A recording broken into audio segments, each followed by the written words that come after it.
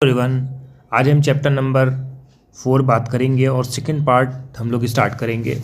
पहला पार्ट हम लोगों का कंप्लीट हो गया जिसमें हम लोग गौतम बुद्ध जी के बारे में और जो फिलासफ़र हैं उनके बारे में हम लोग डिस्कशन कर रहे थे। अब हम स्टार्ट करेंगे बिना देरी करे हुए। देखिए, beyond the worldly pleasures and message of Dhamma. तो सबसे पहले हम बात करेंगे इस टॉपिक पे कि जो जैन धर्म था, ठीक है, वो ऑलरेडी जो है एग्जिस्टेंस में था, ठीक है, नॉर्दर्न इंडिया में। वर्धमान जी के जन्म से पहले ही ये एग्जिस्टेंस में था, ठीक है। अब इनको हम क्या कहते हैं? महावीर कहेंगे। 6th सेंचुरी में ये आए थे। According to Jain tradition, Mahavir was proceed by 23 teachers of tirthankar. देखिए, सबसे बड़ी चीज़ क्या होती है? तीर्थंकर। तीर्थंकर का मतलब क्या होता है?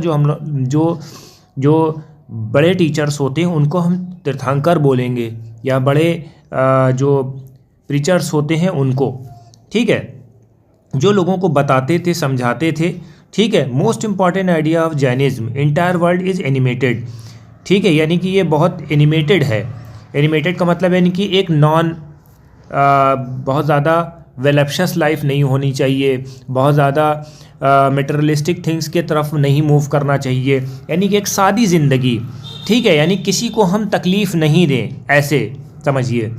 Even stones, rock, water have a life, non injury to the living beings, ठीक है। नॉन इंजरी का मतलब यानी कि किसी भी इंसान को तकलीफ़ नहीं होनी चाहिए, ये हमारी जैन फिलॉसफी बताती है। In fact principle of ahimsa emphasize within the Jainism.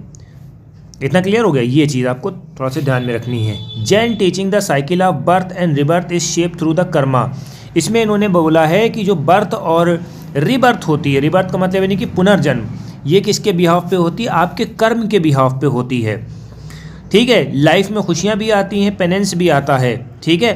उसमें आपको समझना होता है किस तरह से हमें डील करना है, ठीक।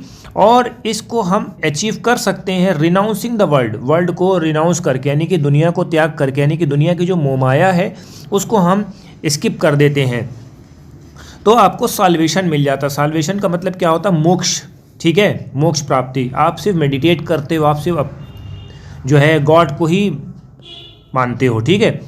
Jain monk nun 5 vows abstain from killing. इनके जो टीचिंग थी, सबसे पहले ऑब्स्टेन ऑफ किलिंग का मतलब यानी कि किसी को मारो ना, चोरी ना करो, झूठ ना बोलो, सेलिबेसी अपनाओ। सेलिबेसी का मतलब क्या होता है कि हम शादी नहीं करेंगे, इस तरह से होता है, ठीक है।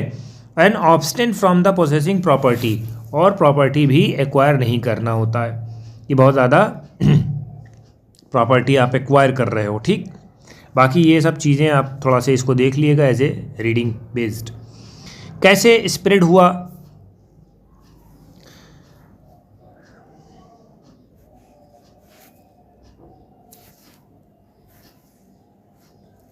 Spread of Jainism. Jainism spread to many part of India. Buddhist and Jain scholar produce a wealth of literature, variety of languages. बहुत सी लैंग्वेजेस में इन्होंने जो है प्रचार किया। कौन कौन सी लैंग्वेजेस थी? प्राकृतिक, संस्कृत, तमिल, ठीक है।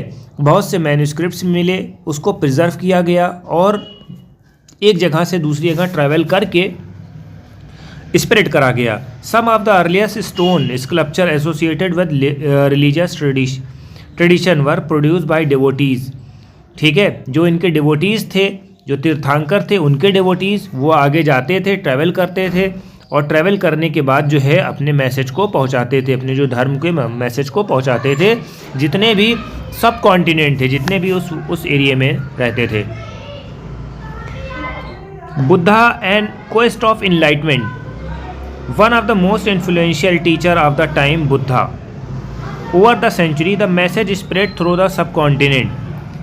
ठीक है, मैसेज जो है पहुंचा सब कॉन्टिनेंट में, beyond through the Central Asia to China, Korea, Japan, Sri Lanka. ये एक एरिया है जहाँ पर बुद्धिज्म जो है बहुत ज़्यादा प्रोपिगेट कर गए थे, ठीक है। बुद्धिज्म जो है बहुत ज़्यादा प्रोपिगेट किया गया था, ठीक है। अब हम देखते हैं कि हमें बुद्धा की टीचिंग कैसे मिली, क्या हुआ, इसको हम देखते हैं। तो जो अर्लियर टेस्ट थे उनसे हमें पता लगा कि ये टीचिंग्स हैं और उसको हमें बताना है। हेलियोग्राफी का मतलब क्या होता है? Biography of saint, religious leader. Hagiography का मतलब अगर पूछा जाएगा तो आपको आंसर देना है कि जो रिलीजियस लीडर्स होते हैं या सेंट होते हैं उनकी बायोग्राफी। ठीक है, तो ये चीज़ आपको याद रखना है। According to this tradition Siddhartha as a Buddha name in the birth son of the Shakya clan. अब सिद्धार्थ के बारे में हम बात करते हैं, बुद्धा क्लैन के। ठीक है, या सॉरी शाक्य क्लैन के थे। ठीक है, he had shelter upbringing with the palace. ठीक है, वो उनको जो है बहुत अच्छी जगह रखा जाता था, वो राजघराने से थे। और insulated from the harsh reality, उनके माँ बाप ने उनको बहुत ज़्यादा प्यार दिया, इज्जत दी और अच्छी से अच्छी जगह रखी। बट एक दिन first journey into the world outside the traumatic he was deeply anguish. Anguish का मतलब यानी कि बहुत ज़्यादा परेशान हो गए एक बूढ़े आदमी को देख के। जब वो जाते हैं बाहर से, अपने जो रथ चलाने वाले से कहते हैं कि भाई हमें थोड़ा सा आज घूमना है, ठीक है, देखना है इस दुनिया को। तो जब देखते हैं कि ये लोग मिले हैं, ओल्ड मैन मिला, सिक मैन मिला, कॉर्प्स मिला, कॉर्प्स का मतलब यानी डेड बॉडी, तो उन्हें एहसास हो गया कि यार ये दुनिया जो है डिके और डिस्ट्रक्शन वाली है। ठीक है, और इसमें कुछ भी पॉसिबल नहीं है। ठीक, ये चीज़ है। अब उन्हें क्या करना था कि वो होमलेस हो गए, उन्होंने अपने घर बार को छोड़ दिया और चल पड़े मोक्ष की राह पे।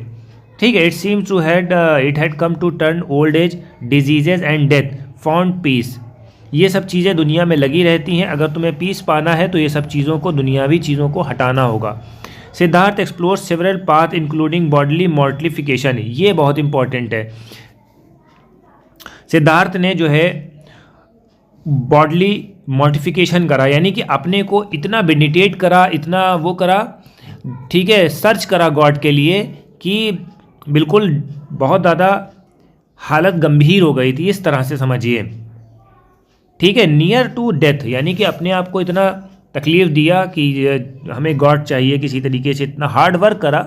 ठीक है, फिर दूसरा पॉइंट इन्होंने फॉलो करा, abandon these extreme method he meditated several day. फिर उन्होंने बात करी कि अब हम मेडिटेट करेंगे। ये बहुत ज़्यादा मोर्टिफिकेशन वाला केस बहुत ख़तरनाक था कि उसमें भूखे प्यासे आप सिर्फ जो है जब तब कर रहे हो। ठीक है, हो सकता था आपकी डेथ हो जाती, यहाँ पर लिखा भी है। तो आपने इस चीज़ को रिनाउंस करा, दूसरा मेथड अपनाया मेडिटेशन का। ये बहुत इंपॉर्टेंट है। फिर बाद में 7 दिनों के बाद जो है आपको वहाँ पर इनलाइटेनमेंट मिल गया फाइनली। ये देखिए, ये जा रहे थे रथ पे और उन्होंने देखा लोगों की हालत, तो वहाँ पर चेंज हुआ इनका माइंड। फिर teaching of the Buddha. Buddha की टीचिंग क्या है? The Buddha teaching have a reconstructed from the story found mainly Sutta Pitaka. जो स्टोरीज हैं सुत्त पिताका में मेंशन है। Although some story describe in the miraculous power, other suggested that try to convince people through the reason and persuasion. ठीक है, बहुत ज़्यादा miraculous story नहीं थी। ठीक है, बट आपको ये देखना पड़ेगा जो बुद्धा थे वो क्या कर लेते थे, लोगों को कन्विंस कर लेते थे अपनी बातों से, रीज़न से।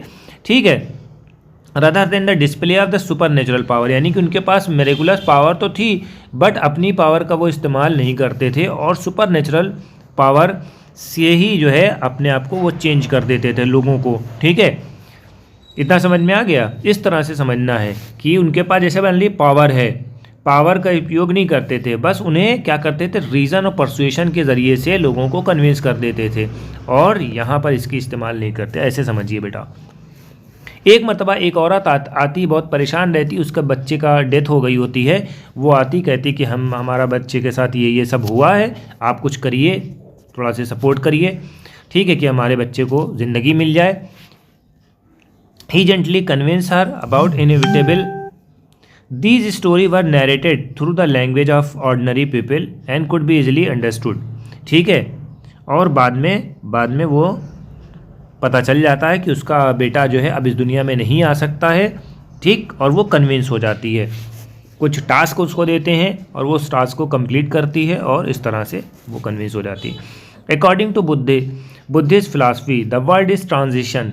ट्रांजिशन क्या है? ट्रांजिशन का मतलब है कि एक पाथ से दूसरे पाथ पे जाना, कॉन्स्टेंटली चेंजिंग होता है। It is a soulless, soulless.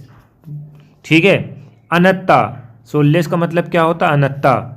There was nothing permanent, यानी कि इसका कहने का मतलब यानी कि ये दुनिया है, ये जो वर्ल्ड है वो चेंज होने वाली है और यहाँ पर कोई एग्जिस्ट में नहीं रहने वाला है, ठीक है। और हर जगह दुख आपको मिलेगा, ये एग्जिस्टेंस है ह्यूमन का, ठीक है।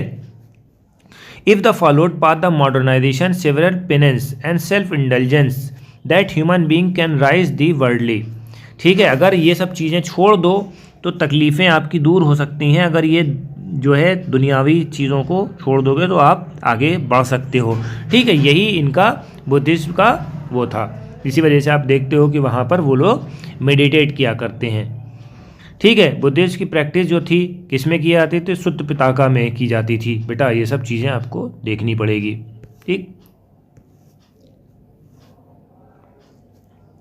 Buddha regarded as a social world as a creation of human rather than divine origin, therefore he advise the king and gahapati to be human and ethical. उन्होंने एडवाइस करा किंग और गहापति को, जो लीडर्स होते थे, ठीक है, जो हेड होते थे, उनको बताया कि आप नॉर्मल लाइफ जिए, ठीक है। Buddha emphasize the individual agency and righteous action of the mean escape of cycle rebirth and attain self realisation. Nibbana literally extinguish the ego and desire, यानी कि हमें इस तरह से करना है कि हमें ईगो और डिज़ायर को ख़त्म करना है जो हमको दुनिया से अटैच रखे, ठीक है। The who renounce the world, renounce का मतलब यानी कि वर्ड्स को हटा देना है, ठीक है। हमें सिर्फ गॉड की प्रे करनी है, बस ऐसे समझिए। तो हमारी वीडियो आज की कैसी लगी, लाइक करें, कमेंट करें, ज़्यादा से ज़्यादा शेयर करें। Thank you.